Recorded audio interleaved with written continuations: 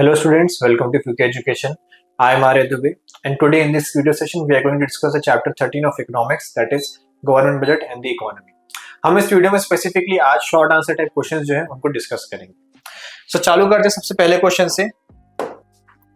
सबसे पहला question, what is a budget. आप एक बजट को कैसे डिफाइन करते हैं? सो सिंपली पुट, बजट क्या होता है? बजट एक स्टेटमेंट है. Budget is a statement of expected receipts and expected expenditure. यानी कि यहाँ पे हम बजट एक ऐसा स्टेटमेंट प्रिपेयर करते हैं जहाँ पे हम एक्सपेक्ट करते हैं कितनी हमारी रिसीट्स होंगी. रिसीट्स यानी इनकम है ना, रेवेन्यू जो हम जनरेट करते हैं, जो भी हमारी अर्निंग्स होती है हम उसको यहाँ पे रिसीट्स बोलते हैं. और एक्सपेंडिचर यानी कि हम जो भी खर्चा करते हैं ना. फॉर एग्जाम्पल, आपने सोचा कि इस वीक का आप एक बजट प्रिपेयर करेंगे कि कितना आपके पास इनकम आएगी और कितना आप उसमें से पैसा खर्च करेंगे. राइट, तो ये एक तरह का बजट हो गया. आप कह सकते हैं कि बजट एक तरह का प्लान भी होता है. राइट, तो बजट एक स्टेटमेंट होता है जहां पे एक्सपेक्टेड रिसीट्स और एक्सपेक्टेड एक्सपेंडिचर आप लिख के रखते हैं या फिर नोट करके रखते हैं. वहीं बात करते हैं what is a government budget. तो गवर्नमेंट बजट जो है वो ज्यादा अलग नहीं होता है एक नॉर्मल बजट से. इट इज जस्ट वो थोड़ा सा और ब्रॉड हो जाता है. The government budget is a statement of expected receipt and expected expenditure of the government. यानी कि गवर्नमेंट बजट क्या है? एक स्टेटमेंट है एक्सपेक्टेड रिसीट और एक्सपेक्टेड एक्सपेंडिचर का जो गवर्नमेंट करेगी for the coming fiscal year. क्या होता है फिस्कल ईयर? एक फिस्कल ईयर वो ईयर है जो 1 अप्रैल से लेके 31 मार्च तक चलता है. जैसे फॉर एग्जांपल इस ईयर में हमारा फिस्कल ईयर है वो 1 अप्रैल 2024 से 31 मार्च 2025 तक चलेगा. तो एक फिस्कल ईयर में गवर्नमेंट कितने खर्चे करेगी और कितने रेवेन्यू अर्न करेगी उसका एक स्टेटमेंट जो है उसको हम बोलते हैं government budget. That reveals the budgetary policy of the government to achieve the twin objective of growth and stability. जहां पे गवर्नमेंट की जो बजटरी पॉलिसी रहती है उसमें गवर्नमेंट कुछ ऑब्जेक्टिव जो है उनको अचीव करना चाहती है, जैसे कि ग्रोथ और स्टेबिलिटी लाना इकोनॉमी में. The financial fiscal year is taken from 1st April 31st March है ना, और usually 1st April 31st March में financial year fiscal year government follow करती है.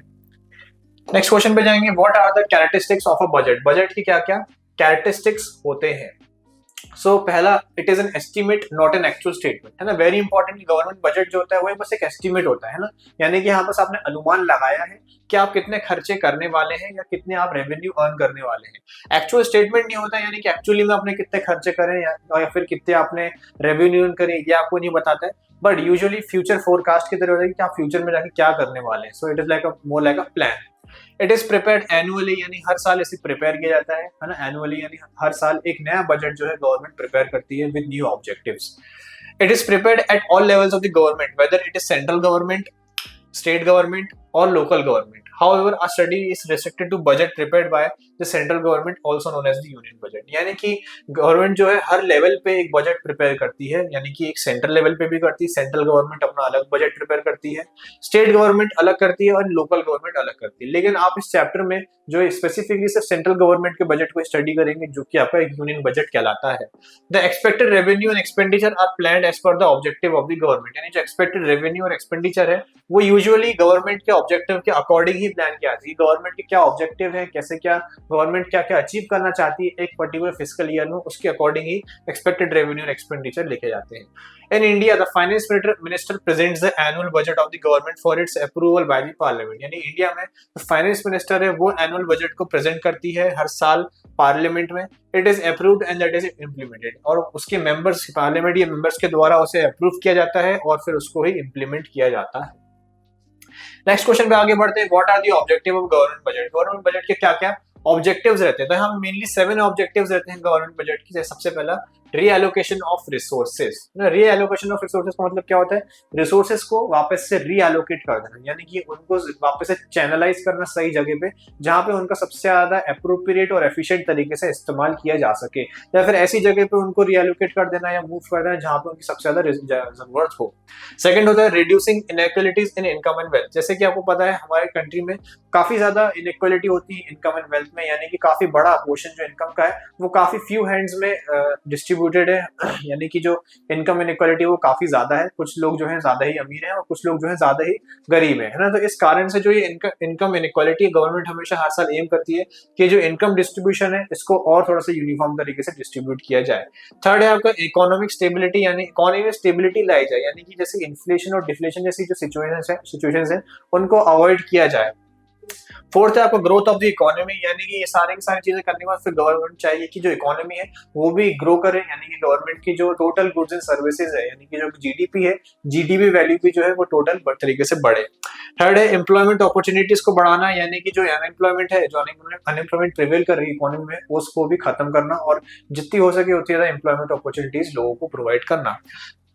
सिक्स्थ है आपका मैनेजमेंट ऑफ पब्लिक एंटरप्राइजेस, यानी पब्लिक एंटरप्राइजेस यानी वो बिजनेसेस जो पब्लिक के वेलफेयर के लिए वर्क करती है, जैसे for example Indian railways, right. तो ऐसे पब्लिक एंटरप्राइजेस कंटिन्यू काम कर सके अच्छे तरीके से और उनको कोई दिक्कत ना है, रुकावट ना है, इसके लिए भी उनका मैनेजमेंट करना काफी ज्यादा जरूरी होता है।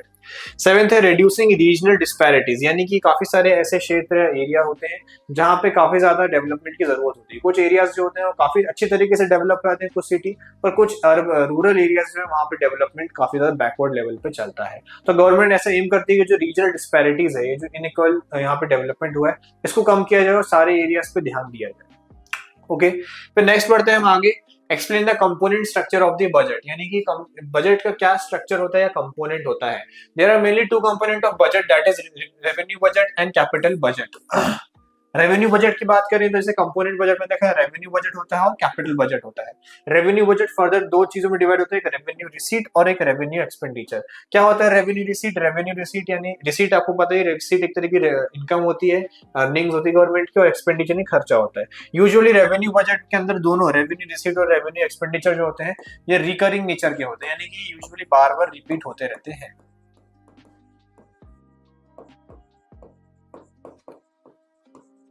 और वहीं पे अगर हम कैपिटल बजट की बात करें तो कैपिटल बजट जो होता है जिसके अंदर कैपिटल रिसीट्स और कैपिटल एक्सपेंडिचर होते हैं, ये यूजुअली नॉन रिकरिंग नेचर के होते हैं, यानी कि बार बार ये नहीं होते हैं।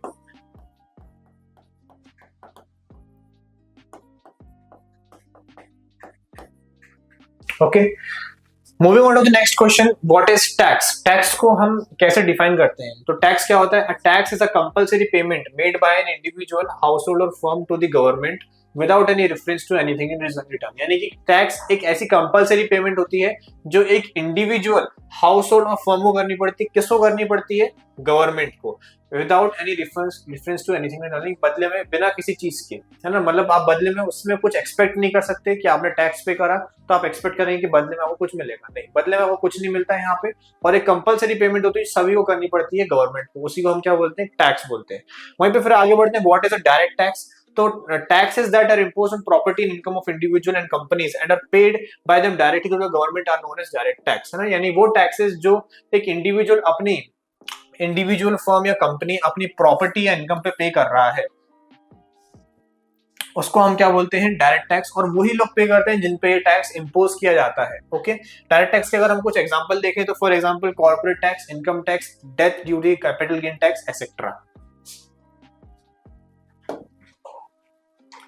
What are indirect taxes? Taxes that have an impact on the income and property of individual and companies through their consumption expenditure are known as indirect taxes। यानी वो taxes जो लोगों की इनकम और प्रॉपर्टी पे एक इम्पैक्ट करते हैं पर इनकम एंड प्रॉपर्टी पे चार्ज नहीं किए जाते हैं, यूजुअली ये उनके कंजम्पशन एक्सपेंडिचर पर चार्ज किए जाते हैं and companies through their consumption expenditure, यानी कि जो भी वो कंजम्पशन के लिए जो भी खर्चा करते हैं उस पर जो टैक्स चार्ज किया जाता है उसको हम बोलते हैं इनडायरेक्ट टैक्स। जैसे एग्जांपल के लिए है GST, goods and service tax.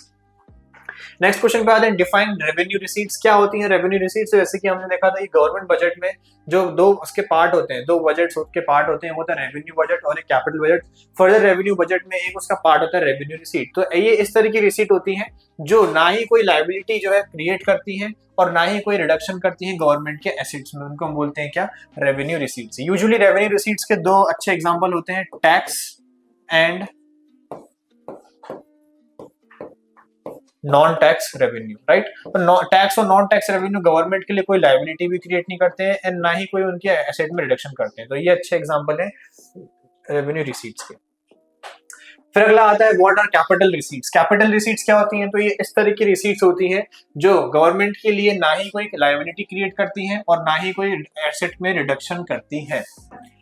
Capital ये कैसे होती है, नॉन रिकरिंग नेचर होती है और रूटीन नहीं होती, ये बार बार रिपीट नहीं होती है ना। तो the receipts during a fiscal year that either creates liability और cause a reduction in the government एक्सेस are known as capital receipts. These are non recurring and not routine, है ना। और कैपिटल रिसीट्स के अगर हम एग्जांपल देखें तो क्या होता है, यूजुअली ये कोई लायबिलिटी क्रिएट करती है तो यूजुअली इसके अंदर गवर्नमेंट जो भी बोरोइंग करती है और लोन लेती है वो आती है borrowings and cause a reduction in the government asset, यानी कि जो गवर्नमेंट के एसेट्स है उसमें रिडक्शन आता है। तो हम इसका एग्जांपल देते हैं डिसइन्वेस्टमेंट।